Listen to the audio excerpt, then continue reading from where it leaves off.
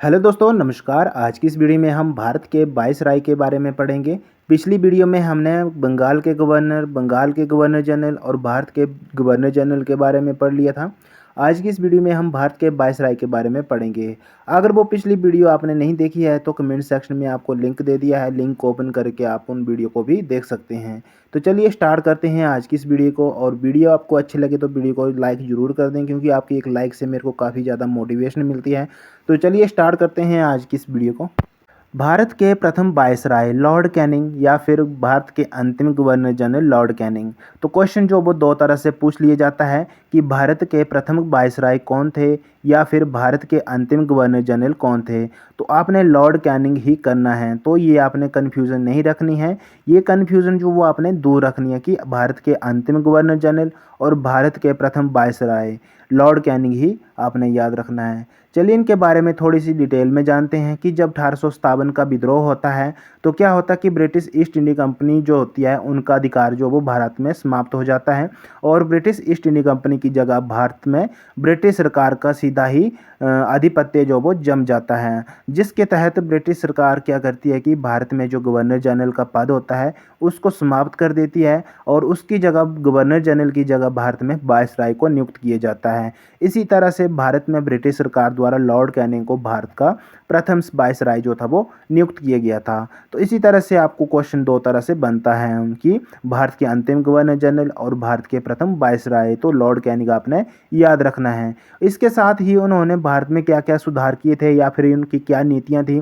तो भारत में इन्होंने क्या सुधार किए थे कि भारत में दंड संहिता का लागू करना इनके द्वारा ही किया गया था। शैक्षिक सुधार जो थे वो भी इनके द्वारा किए गए थे। वित्तीय स्थिरता भी किया गया था और भारतीय परिषद अधिनियम 1861 वो भी इनके द्वारा ही लागू किया गया था। तो ये थे भारत के प्रथम वायसराय लॉर्ड कैनिंग। नेक्स्ट बात करते हैं लॉर्ड एल्गिन की, जिनका शासनकाल जो है वो 1862 से लेकर 1863 तक रहता है और उनके कार्यकाल के दौरान 1857 के भारतीय विद्रोह के बाद की स्थिति को संभालने के प्रयास किए गए। यानी कि 1857 का जब विद्रोह होता है तो उसके बाद जो भारत में स्थिति पैदा होती है उस स्थिति को संभालने के जो प्रयास किए गए थे वो लॉर्ड एल्गिन के द्वारा किए गए थे।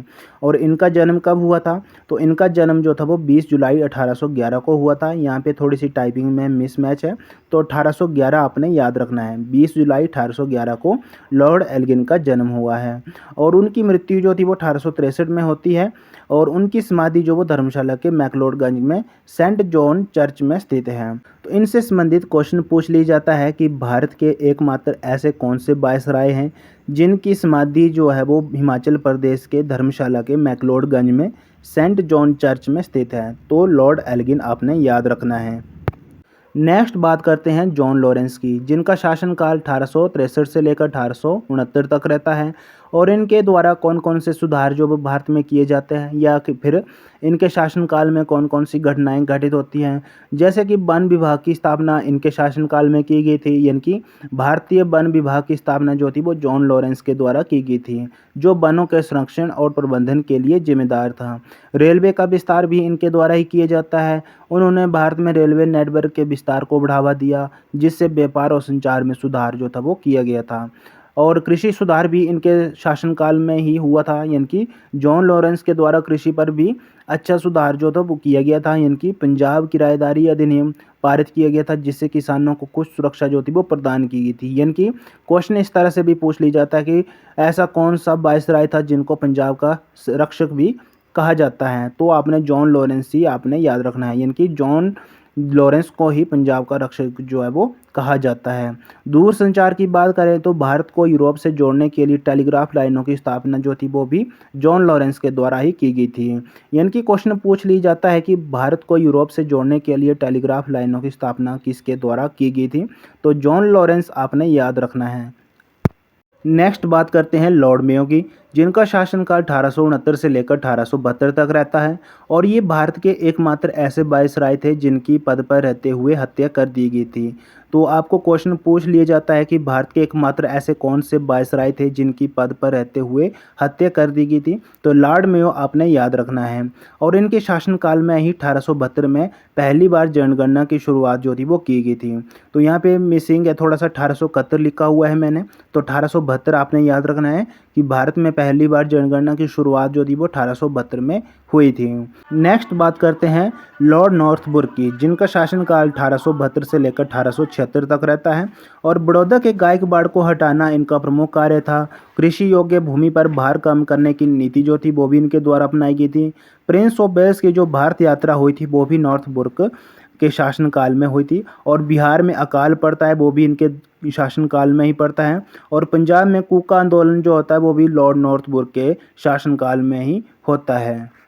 नेक्स्ट बात करते हैं लॉर्ड लिटन की, जिनका शासनकाल 1876 से लेकर 1880 तक रहता है और उनके कार्यकाल में कई महत्वपूर्ण घटनाएं जो थी वो घटी थी, जिनमें 1876-78 का भीषण अकाल, या 1877 का दिल्ली दरबार और 1878 में वर्नाकुलर पैक्ट एक्ट जो था वो भी पारित उन्होंने किया था। तो ये काफ़ी इंपॉर्टेंट है वर्नाकुलर प्रेस एक्ट, ये आपने याद रखना है। या फिर 1876-78 का भीषण अकाल वो भी आपने याद रखना है और 1877 का दिल्ली दरबार जो था वो भी आपने याद रखना है। तो अच्छे से पढ़ लेना है आपने इनको। और नेक्स्ट बात करते हैं लॉर्ड रिपन की, और लॉर्ड रिपन का आपने नाम भी सुना होगा। तो इनका शासनकाल जो था वो 1880 से लेकर 1884 तक रहता है और इन्होंने 1882 में स्थानीय स्वशासन अधिनियम जो था वो पारित किया था और शिक्षा में सुधार के लिए हंटर कमीशन की नियुक्ति जो थी वो भी लॉर्ड रिपन के द्वारा की गई थी। तो क्वेश्चन पूछ लिया जाता है कि हंटर कमीशन की नियुक्ति जो थी वो किसके द्वारा की गई थी, तो लॉर्ड रिपन के द्वारा जो थी वो की गई थी। चलिए नेक्स्ट बात करते हैं लॉर्ड डफरिन। लॉर्ड डफरिन की बात करें तो इनका शासनकाल 1884 से लेकर 1888 तक रहता है और इनके कार्यकाल में 1885 में भारतीय राष्ट्रीय कांग्रेस की स्थापना भी की गई थी। तो क्वेश्चन पूछ लिया जाता है कि भारतीय राष्ट्रीय कांग्रेस की स्थापना 1885 में जब की गई थी उसमें भारत के वायसराय कौन थे, तो लॉर्ड डफरिन आपने याद रखना है। नेक्स्ट बात करते हैं लॉर्ड लैंसडाउन। तो लॉर्ड लैंसडाउन का शासनकाल जो वो 1888 से लेकर 1894 तक रहता है और इनके कार्यकाल में भारतीय परिषद अधिनियम 1892 जो था वो पारित किया जाता है। तो इसको भी आपने ध्यान से पढ़ लेना है। नेक्स्ट बात करते हैं लॉर्ड एल्गिन द्वितीय की। पहले हमने बात की थी लॉर्ड एल्गिन की, जिनका शासनकाल 1862 से लेकर 1863 तक रहता है। अब बात कर रहे हैं हम लॉर्ड एल्गिन द्वितीय की। तो यहाँ पर द्वितीय जो वो जोड़ा गया है, तो लॉर्ड एल्गिन जो था उनका ही पुत्र था ये लॉर्ड एल्गिन द्वितीय और इनका शासनकाल 1894 से लेकर 1899 तक रहता है और उनके कार्यकाल के दौरान भारत में अकाल भी पड़ा था और 1897-98 में अफरीदी सीमांत विद्रोह भी इनके शासनकाल में ही हुआ था। चलिए नेक्स्ट बात करते हैं लॉर्ड कर्जन। लॉर्ड कर्जन की बात करें तो इनका शासनकाल 1899 से लेकर 1905 तक रहता है और इनके शासनकाल में क्या होता है कि बंगाल का विभाजन जो है वो किया जाता है। यानी कि 1905 में लॉर्ड कर्जन ने बंगाल प्रांत को दो भागों में विभाजित कर दिया था, एक मुस्लिम बहुसंख्यक पूर्वी बंगाल और एक हिंदू बहुसंख्यक पश्चिमी बंगाल। तो इस तरह से बंगाल का विभाजन जो था वो लॉर्ड कर्जन के द्वारा 1905 में किया गया था। तो क्वेश्चन पूछ लिया जाता है कि बंगाल का विभाजन कब किया गया था, तो 1905 में आपने याद रखना है और किसके द्वारा किया गया था, तो लॉर्ड कर्जन के द्वारा किया गया था।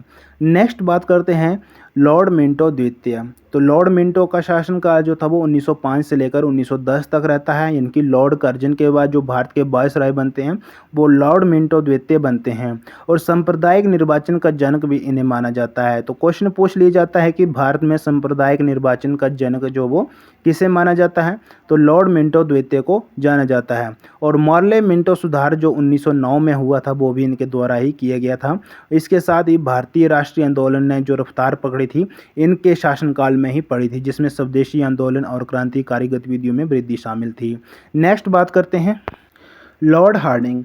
लॉर्ड हार्डिंग की बात करें तो 1910 से लेकर 1916 तक इनका शासनकाल रहता है और इनके शासनकाल में क्या क्या प्रमुख घटनाएं घटित होती है, तो 1911 में दिल्ली दरबार का आयोजन किया गया था जिसमें बंगाल विभाजन को रद्द किया गया था। ये काफ़ी ज़्यादा इंपॉर्टेंट महत्वपूर्ण घटना थी एक, यानी कि 1905 में जब लॉर्ड कर्जन के द्वारा बंगाल का विभाजन किया जाता है तो 1911 में दिल्ली दरबार में एक मुख्य आयोजन किया जाता है जिसमें बंगाल विभाजन को रद्द किया जाता है। उसके बाद जो भारत की राजधानी कलकत्ता हुआ करती थी पहले, तो 1912 में कलकत्ता से दिल्ली स्थानांतरित कर दी गई थी भारत की राजधानी, यानी कि लॉर्ड हार्डिंग के द्वारा ही। और इसके बाद गांधी जी का आगमन भी हो जाता है, यानी कि 1915 में भारत में आगमन हो जाता है, यानी कि अफ्रीका से भारत वापस आ जाते हैं महात्मा गांधी और भारतीय स्वतंत्रता आंदोलन में सक्रिय हो जाते हैं और अहम भूमिका निभाने लगते हैं। और 1916 में लॉर्ड हार्डिंग इंग्लैंड लौट जाते हैं और विदेश कार्यालय में स्थायी अफसर सचिव के रूप में काम करते हैं। इसी के साथ लॉर्ड हार्डिंग के बारे में इतनी ही जानकारी हासिल होती है। अब बात करते हैं लॉर्ड चैम्सफोर्ड की, जिनका शासनकाल 1916 से लेकर 1921 तक रहता है। इनके शासनकाल में बहुत ही ज़्यादा महत्वपूर्ण आंदोलन भी होते हैं और बहुत ही महत्वपूर्ण घटनाएं भी घटित होती है। आंदोलन कौन कौन से होते हैं, जैसे कि खिलाफत आंदोलन, गांधी जी का उदय होता है भारत में, यानी कि अफ्रीका से भारत वापस आ जाते हैं 1915 में गांधी जी। असहयोग आंदोलन होता है। असहयोग आंदोलन कब किया गया था, तो ये भी आपको पता होगा 1920 में किया गया था। लखनऊ समझौता, ये आपने कमेंट सेक्शन में बताना है कब हुआ था। मॉन्टेग्यू चैम्सफोर्ड सुधार, जलियांवाला बाग हत्याकांड, रॉल्ट एक्ट 1919, ये सारे आपने अच्छे से पढ़ लेना है क्योंकि इनसे संबंधित बहुत सारे क्वेश्चन जो वो पूछ लिए जाते हैं। चलिए नेक्स्ट बात करते हैं अब लॉर्ड रीडिंग। लॉर्ड रीडिंग की बात करें तो इनका शासनकाल 1921 से लेकर 1926 तक रहता है और इनके शासनकाल में असहयोग आंदोलन जो था वो बंद हो जाता है। इनकी असहयोग आंदोलन 1922 में स्थगित किया जाता है महात्मा गांधी जी के द्वारा। चोरी चौरा कांड होता है इनके शासनकाल में ही और शाही आयोग की नियुक्ति जो वो भी इनके कार्यकाल की एक प्रमुख घटना थी। तो ये सारे आपने अच्छे से पढ़ लेना है क्योंकि क्वेश्चन बनते ही बनते हैं। Lord Irwin. लॉर्ड इरविन जो था इनका शासनकाल 1926 से लेकर 1931 तक रहता है और इनके शासनकाल में कौन कौन सी महत्वपूर्ण घटनाएं घटित होती हैं, तो सबसे पहली घटना घटित होती है साइमन कमीशन भारत में आना। तो जब साइमन कमीशन भारत में आए थे तो आपको पता ही है कि भारतीय लोगों में काफ़ी ज़्यादा आक्रोश था इनके खिलाफ। उसके बाद गांधी इरविन समझौता होता है। गांधी इरविन समझौता ये भी काफ़ी ज़्यादा इंपॉर्टेंट है। सवनी अवज्ञा आंदोलन कब किया जाता है, 1930 में किया जाता है, ये भी काफ़ी ज़्यादा इंपॉर्टेंट है। तो ये सारे आंदोलन जो वो आपने पढ़ लेने हैं, अच्छे से पढ़ लेना है, वेरी वेरी मोस्ट इंपॉर्टेंट है ये सारे आंदोलन। चलिए नेक्स्ट बात करते हैं अब लॉर्ड लिगंडन। लॉर्ड लिगंडन जो था इनका शासनकाल 1931 से लेकर 1936 तक रहता है और इनके शासनकाल में कौन कौन सी प्रमुख घटनाएं घटित होती हैं, तो सबसे पहली घटना होती है गोलमेज सम्मेलन। गोलमेज सम्मेलन जैसे प्रथम गोलमेज सम्मेलन, द्वितीय गोलमेज सम्मेलन, तृतीय गोलमेज सम्मेलन, ये सारे सम्मेलन जो वो आपने अच्छे से पढ़ लेना है। और भारत सरकार अधिनियम 1935, ये भी इनके शासनकाल में की एक प्रमुख घटना थी, इसको भी आपने अच्छे से पढ़ लेना है। भारतीय रिजर्व बैंक की स्थापना 1935 में की गई थी, इनके कार्यकाल के दौरान ही हुई थी। और इसके अलावा नेक्स्ट बात करते हैं लॉर्ड लिनलिथ को, जिनका शासनकाल 1936 से लेकर 1944 तक रहता है और उसके बाद भारत के जो 19वें वाइसराय बनते हैं वो बनते हैं लॉर्ड बेवेल, जिनका शासनकाल जो वो 1944 तक से लेकर 1947 तक रहता है। और आपको पता है ये बेवेल योजना भी थी एक, जिसको आपने पढ़ना है। तो चलिए नेक्स्ट बात करते हैं अब लॉर्ड माउंटबेटन। लॉर्ड माउंटबेटन की बात करें तो ये भारत के अंतिम वायसराय थे। तो क्वेश्चन इनसे संबंधित दो तरह से पूछे जाते हैं, जैसे कि भारत के अंतिम वायसराय कौन थे, तो लॉर्ड माउंटबेटन थे, या फिर स्वतंत्र भारत के प्रथम वायसराय कौन थे, तो लॉर्ड माउंटबेटन ही आपने याद रखना है। मार्च 1947 में लॉर्ड माउंटबेटन को भारत का वायसराय नियुक्त किया गया था और जून तक उन्हें जून 1948 तक भारत को सत्ता हस्तांतरित करने का आदेश जो था वो भी दिया गया था। और माउंटबेटन ने भारत के विभाजन की योजना की घोषणा भी की थी, यानी कि क्वेश्चन पूछा जाता है कि भारत के विभाजन की योजना की घोषणा जो थी वो किसके द्वारा की गई थी, तो लॉर्ड माउंटबेटन के द्वारा की गई थी। और 15 अगस्त 1947 को भारत और पाकिस्तान के रूप में दो स्वतंत्र राष्ट्रों की स्थापना जो थी वो की गई थी। इसी तरह 15 अगस्त 1947 को भारत की स्वतंत्रता के समय लॉर्ड माउंटबेटन को भारत का वायसराय जो था वो बनाया गया था, यानी कि स्वतंत्र भारत का प्रथम वायसराय जो था वो लॉर्ड माउंटबेटन को बनाया गया था। इसी तरह से हमारे जो वायसराय है कंप्लीट होते हैं। हमने आज तक क्या क्या पढ़ लिया है, बंगाल के गवर्नर पढ़ लिए हैं, बंगाल के गवर्नर जनरल पढ़ लिए हैं, भारत के गवर्नर जनरल पढ़ लिए हैं, या फिर भारत के वायसराय भी पढ़ लिए हैं। अगर पिछली वीडियो आपने नहीं देखी है तो उन वीडियो को भी आप देख सकते हैं, कमेंट सेक्शन में आपको लिंक दे दिया है, लिंक को ओपन करके आप उन वीडियो को भी देख सकते हैं। तो दोस्तों आई होप ये वीडियो आपको अच्छी लगी होगी। वीडियो अगर अच्छी लगी तो वीडियो को लाइक कर दें, चैनल को सब्सक्राइब कर दें। मिलते हैं नेक्स्ट वीडियो में इसी के साथ। बाय बाय, जय हिंद, जय भारत।